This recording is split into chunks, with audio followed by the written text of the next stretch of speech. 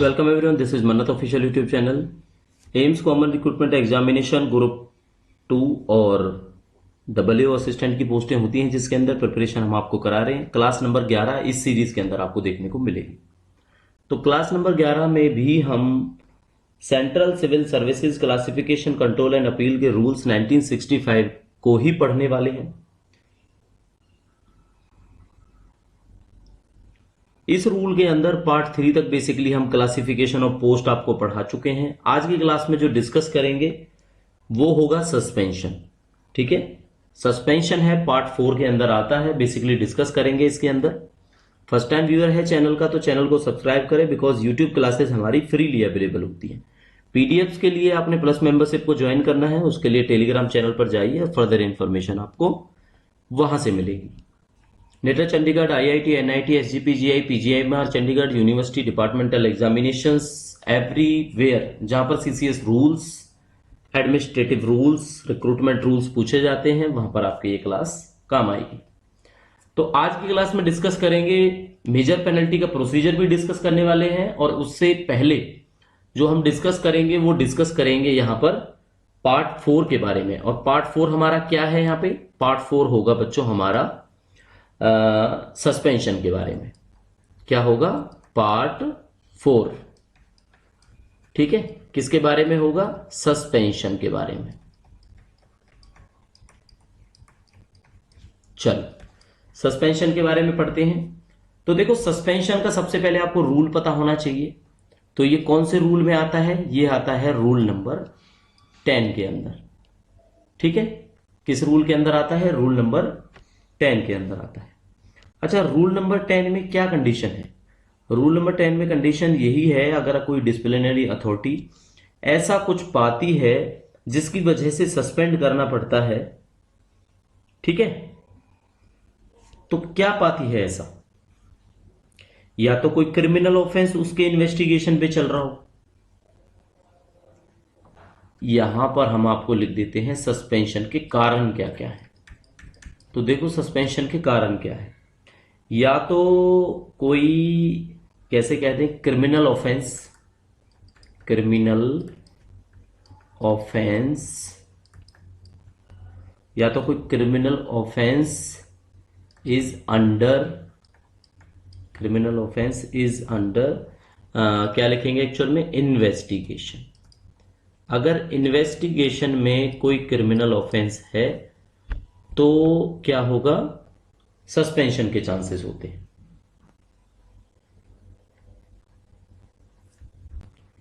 या कोई पर्सन है जिसकी एक्टिविटीज जो एंगेज है किसी ऐसे काम में जिसकी वजह से सिक्योरिटी का जो मैटर है स्टेट का, वो खतरे में है। ठीक है, अगर कोई पर्सन इस तरह से एंगेज है या उनकी एक्टिविटीज हैं जिसकी वजह से सिक्योरिटी ऑफ स्टेट मैटर करता है, ठीक है, सिक्योरिटी ऑफ स्टेट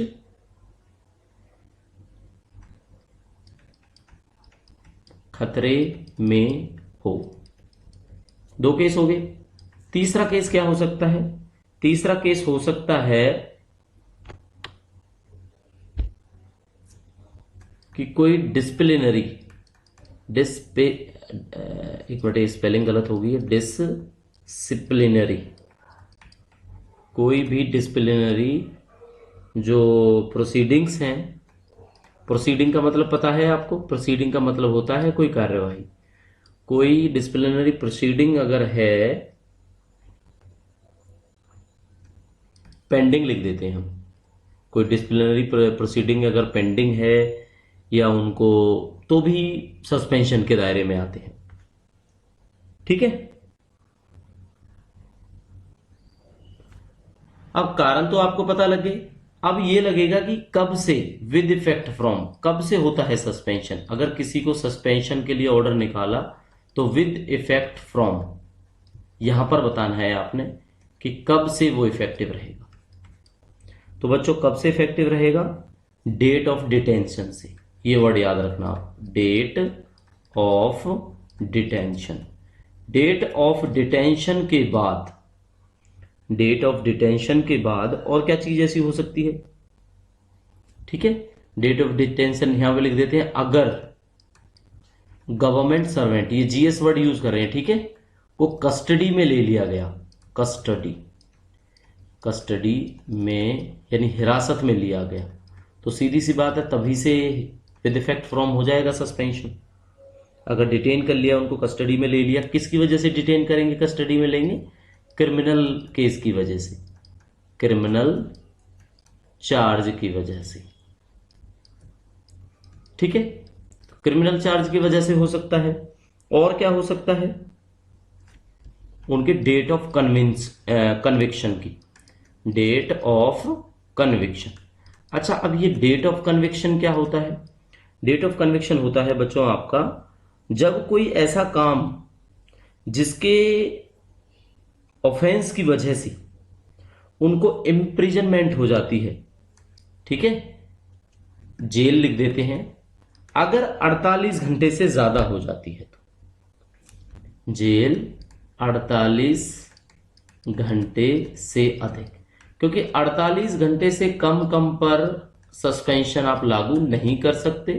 तो अगर डेट ऑफ कन्विक्शन के तहत उनको जेल हो जाती है और जेल में 48 घंटे से ज्यादा उनको रहना पड़ता है, ये नोट करना, इस चीज को स्टार डबल स्टार कर दिया है हमने, ये 48 घंटे से ज्यादा अगर उनको टाइम हो जाता है तो क्या होगा, उसी टाइम से उनको सस्पेंड माना जाएगा, ठीक है। ये चीज क्लियर होगी आपको।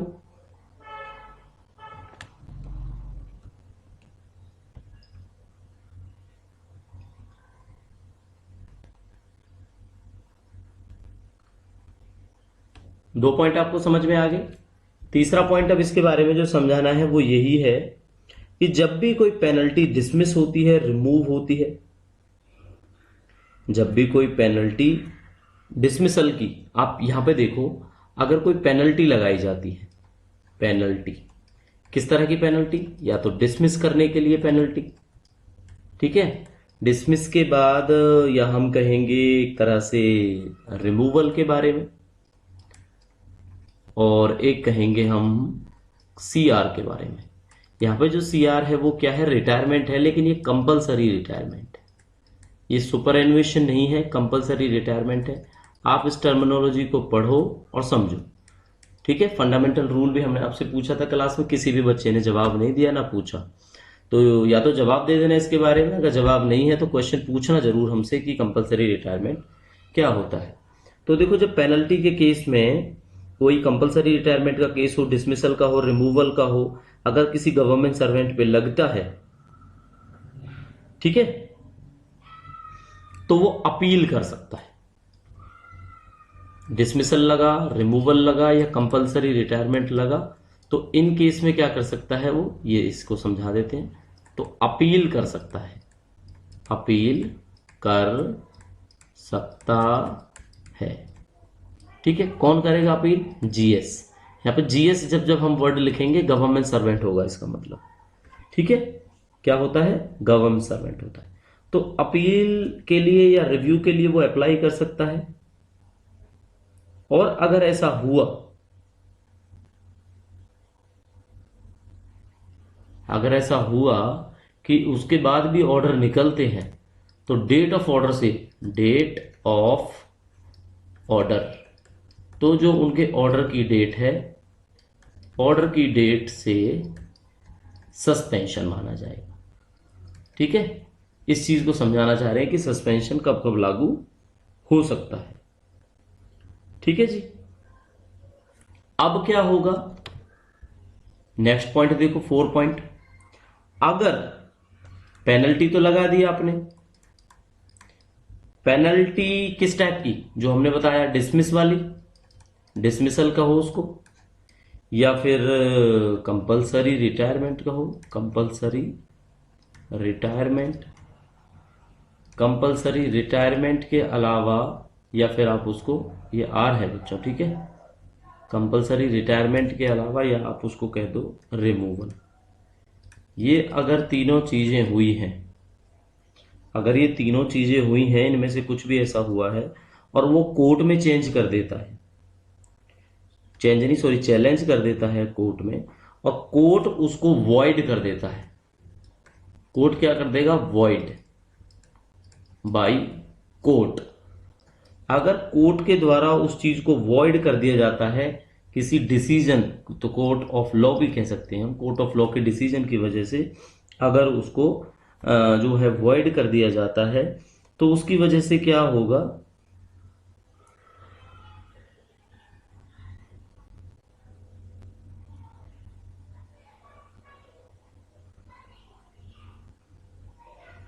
वॉइड तो कर दिया, लेकिन वॉइड करने के बाद भी ये कहा गया है कि भाई जो इसकी इंक्वायरी है वो अभी चलेगी, इंक्वायरी चलेगी।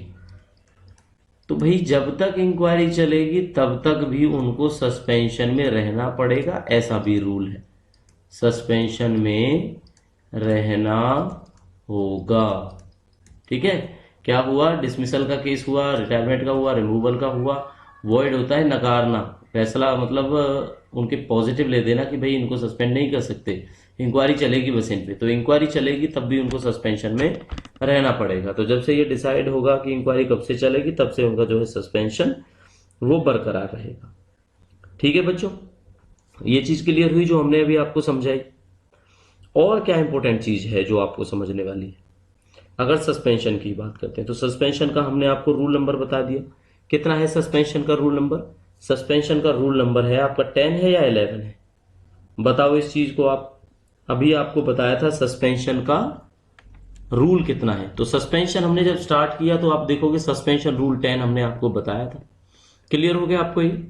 अब देखो कुछ और चीजें हैं जो सस्पेंशन के लिए इंपॉर्टेंट है। बेसिकली सबसे जो ज्यादा नोट करने वाली चीज है, यहां पे हम लिखेंगे सस्पेंशन। अब इसके अंदर बताएंगे आपको नोट्स, जो चीजें आपने नोट करनी है। नोट करने वाली हमने आपको बताई दी कि सस्पेंशन होता कब कब है। किसी एम्प्लॉय को सस्पेंड समझ लिया जाएगा अगर वो 48 घंटे से ज्यादा डिटेन्ड रहता है,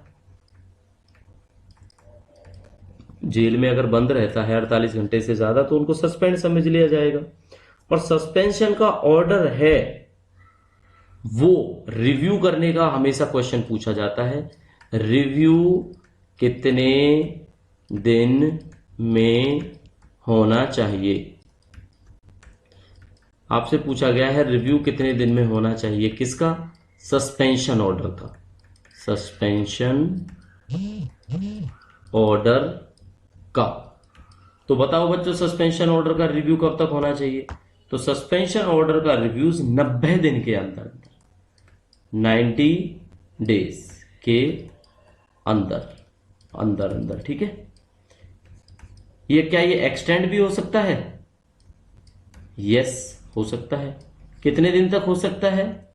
180 दिन तक। तो इसके अलावा मुझे लगता है आपको कोई समझने की जरूरत पड़ेगी इसके बाद भी। ठीक है? क्लियर हो गया? अब देखो ये जो पीडीएफ है ना, पीडीएफ क्या है? पीडीएफ है आपका सीसीए रूल्स 1965। ये हम अपने मेन टेलीग्राम पर भी शेयर करने वाले हैं। ठीक है? डीओपीटी की साइट से आप डाउनलोड कर लेना चाहिए इसको। तो पीडीएफ आप खुद पढ़ना चाहो तो खुद पढ़ सकते हो। अब एक चीज और है जो हम सस्पेंशन की आपको बता देते हैं। तो सॉरी, सस्पेंशन का तो हो गया। अब हमने जो क्लास खत्म करी थी पुराने वाली, वो करी थी अपनी मेजर पेनल्टी पर। ठीक है? मेजर पेनल्टी का प्रोसीजर क्या है, इस पर खत्म करी थी। अब इस पे बेसिक हम आपको इंपॉर्टेंट बस बता देते हैं कि प्रोसीजर क्या है। सबसे बड़ी बात है, पहले तो होगी इंक्वायरी। इंक्वायरी होगी, ऐसे तो आप लगा नहीं सकते किसी पर।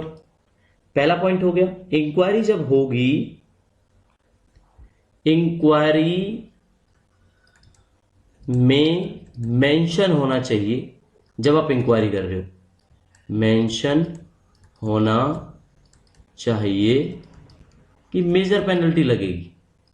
तभी तो उसकी इंक्वायरी होगी कि ये मेजर पेनल्टी के लायक है भी या नहीं भी। मेजर पेनल्टी इंक्वायरी में मेंशन होना चाहिए कि मेजर पेनल्टी लगेगी।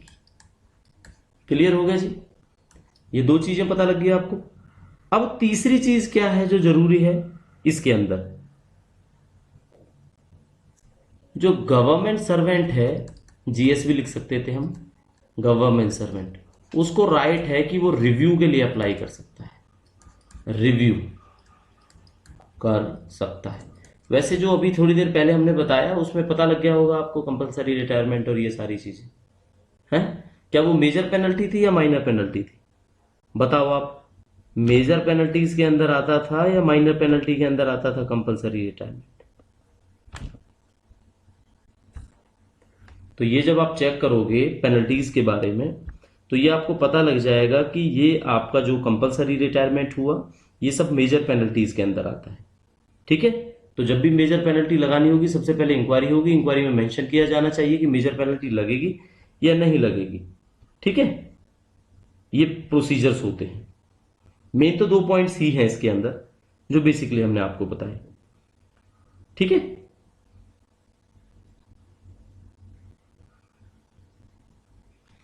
बाकी पीडीएफ के अंदर आप पढ़ोगे तो अब ये स्टेटमेंट का बता दिया जैसे हमने कि रिव्यू कर सकता है, रिटर्न डिफेंस दे सकता है, रिटर्न डिफेंस, रिटर्न डिफेंस के लिए जब अप्लाई करेगा तो जो उसका डिफेंस है, जो उसने रिटर्न स्टेटमेंट दी है उस के हिसाब से भी इंक्वायरी होनी चाहिए कि जो उसने जस्टिफाई किया है क्या वो सही जस्टिफाई किया है या नहीं किया है।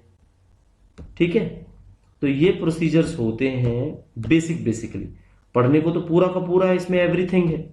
ठीक है, बाकी चीजें क्या है हम एमसीक्यू क्वेश्चंस में क्लियर करेंगे, क्योंकि अगर मेजर पेनल्टीज का या किसी भी चीज का डीपली हम पढ़ना चाहेंगे तो इसके लिए सबसे ज्यादा टाइम है जो आपको रिक्वायर्ड होगा और उसमें आपका काफी टाइम है जो लग जाएगा।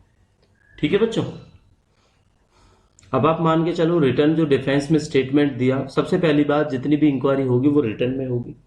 हर चीज है जो रिकॉर्डेड होनी चाहिए रिटर्न में, एवरी पेज साइन होना चाहिए रिस्पेक्टिव विटनेस के द्वारा, डिफेंडेंट के द्वारा, इंक्वायरी ऑफिसर के द्वारा, और जो कॉपी है उस चीज की वो प्रेजेंटिंग ऑफिसर के पास भी होनी चाहिए और डिफेंडेंट के पास भी होनी चाहिए।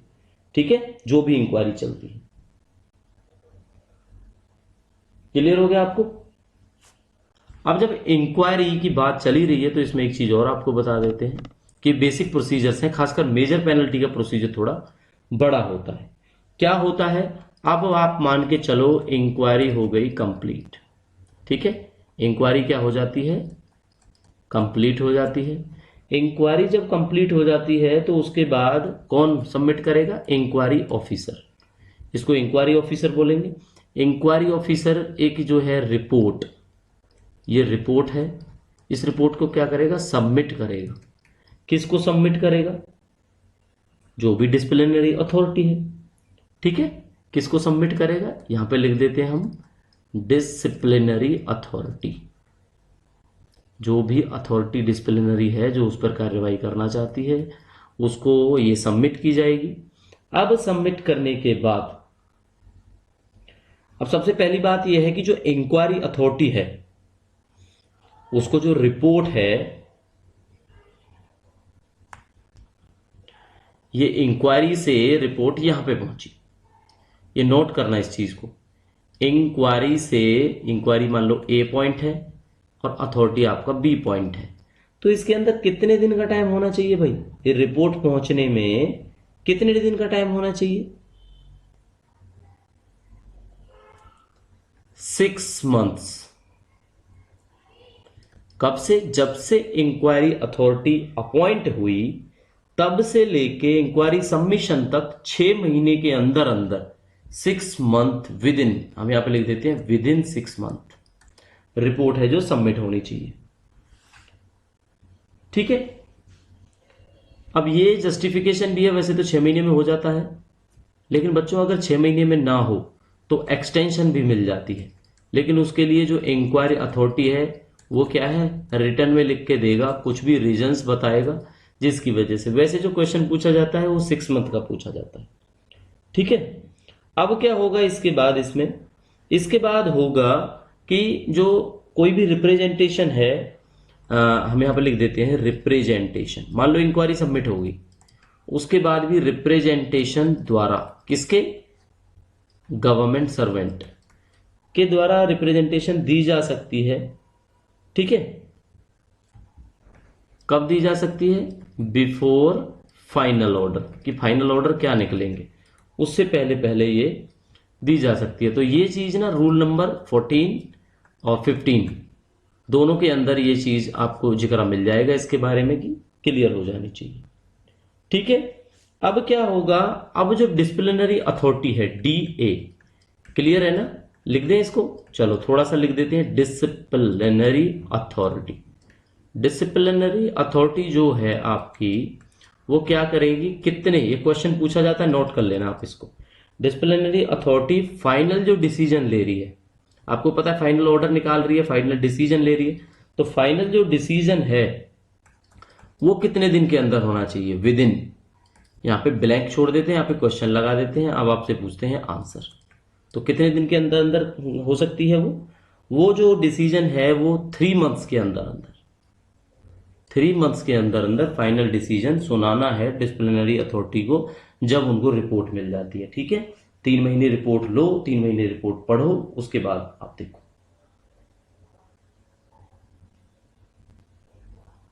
अब क्या होगा इसके बाद, अगर मान लो रिपोर्ट पढ़ ली, रिपोर्ट पढ़ने के बाद मेजर पेनल्टी की जितनी भी कार्यवाही है, मेजर पेनल्टी की जितनी भी कार्यवाही है, इसका जो टाइम पीरियड है वो टाइम पीरियड है जब से चार्ज लगा, चार्ज लगने को चार्ज शीट बोलते हैं, ठीक है। चार्ज शीट से 180 दिन के अंदर अंदर, यानी 6 महीने के अंदर अंदर, सॉरी 180 दिन नहीं, ये आई थिंक दिन तो काफी हो जाएंगे, 18 इंटू 30, या तो कहो आप 540 दिन, 540 दिन नहीं लिखा होगा तो पेपर में आपसे बस 18 मंथ आप याद रख लेना, 18 मंथ्स, ये इसको भूल जाओ, ये गलत है। 180 दिन के अंदर अंदर फाइनल ऑर्डर निकल जाने चाहिए। टाइम पीरियड चार्ज शीट से ऑर्डर तक का, चार्ज तक का, वो 18 महीने का टाइम है। एक क्वेश्चन ये बनता है, ठीक है। तो ये बेसिक हमने मेजर पेनल्टीज का आपको बता दिया, माइनर का इतना ज्यादा टफ नहीं होता, आपको भी पता है, क्लियर हो गया। अब एक हाइपोथेटिकल क्वेश्चन कर लेते हैं, आप सोच के बताना। हाइपोथेटिकल, हाइपोथेटिकल है, अगर मान लेते हैं, ठीक है, government servant die during inquiry, ठीक है। अगर ड्यूरिंग इंक्वायरी वो डाई हो जाता है तो क्या होगा प्रोसीडिंग का, कार्यवाही का, कार्यवाही, अब कार्यवाही तो चल रही थी भाई उनको मेजर पेनल्टी लगाने की, अब उसको बच्चों डिसमिस कर दिया जाएगा, उसको ड्रॉप्ड कर दिया जाएगा। तो ये आंसर है इसका, ड्रॉप्ड, ठीक है। हाइपोथेटिकल क्वेश्चन है बट इसका जवाब है वो यही है, ठीक है जी। हो गया आपको क्लियर कि इस हाइपोथेटिकल क्वेश्चन का आंसर क्या हो सकता है, कि भाई वो ड्रॉप हो जाना चाहिए।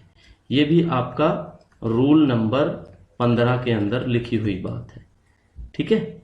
जो गवर्नमेंट ऑफ इंडिया का डिसीजन आया था, GID, गवर्नमेंट ऑफ इंडिया के डिसीजन में रूल नंबर 15 के हिसाब से ये चीज मेंशन है कि भाई ऐसा होगा।